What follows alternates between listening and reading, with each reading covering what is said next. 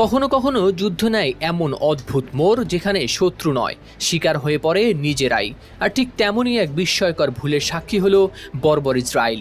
গাজা সীমান্তে হামাসকে লক্ষ্য করে বোমাবর্ষণ চালাচ্ছিল ইসরায়েলি বিমান বাহিনী, কিন্তু যে নিশানায় টার্গেট করার কথা ছিল, বোমাগুলো গিয়ে পড়ল নিজেদের ইহুদি বসতির উপরই। ঘটনাটি ঘটেছে গাজা সীমান্ত থেকে মাত্র 2 কিলোমিটার দূরে ইতজাক এলাকার কাছে। বুধবার সকালে এই অস্বস্তিকর ভুলের পর ব্যাখ্যা দেয় আইডিএফ। তারা জানায় এটি ছিল একটি প্রযুক্তিগত ত্রুটি। আর কাকতালীয়ভাবে ঠিক সেদিনই গাজায় সফরে গিয়েছিলেন ইসরায়েলের প্রধানমন্ত্রী বেনিয়ামিন নেতানিয়াহু।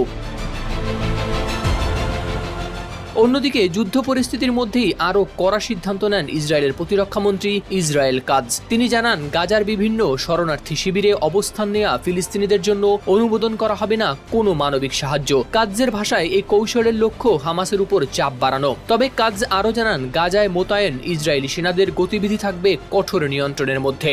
এদিকে 2023 সালের 7 অক্টোবর হামাসের হামলার পর থেকেই গাজা পুড়ছে যুদ্ধের আগুনে। প্রথমে বন্দুকের নলের সামনে রেখে ফাঁকা করা হয় উত্তর গাজা, এরপর মধ্য গাজা, সেখান থেকে খান ইউনিস, সব জায়গায় চলে ধ্বংসযজ্ঞ। অভিযানে ধূলিসাৎ করে দেয় ঘরবাড়ি, হাসপাতাল সহ সবকিছু।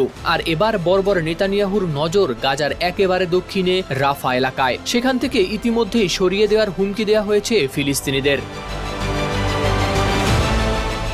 এমন ভয়াবহ পরিস্থিতির মাঝেই ইসরায়েল দিয়েছে নতুন এক যুদ্ধবিরতির প্রস্তাব। এই প্রস্তাব অনুযায়ী যদি হামাস 10 জন ইসরায়েলি জিম্মিকে মুক্তি দেয়, তবে ইসরায়েলও কয়েকশো ফিলিস্তিনি বন্দীকে ছেড়ে দেবে। পাশাপাশি 45 দিনের জন্য বন্ধ থাকবে গাজায় সামরিক হামলা। হামাস জানিয়েছে তারা এই প্রস্তাব বিবেচনা করছে।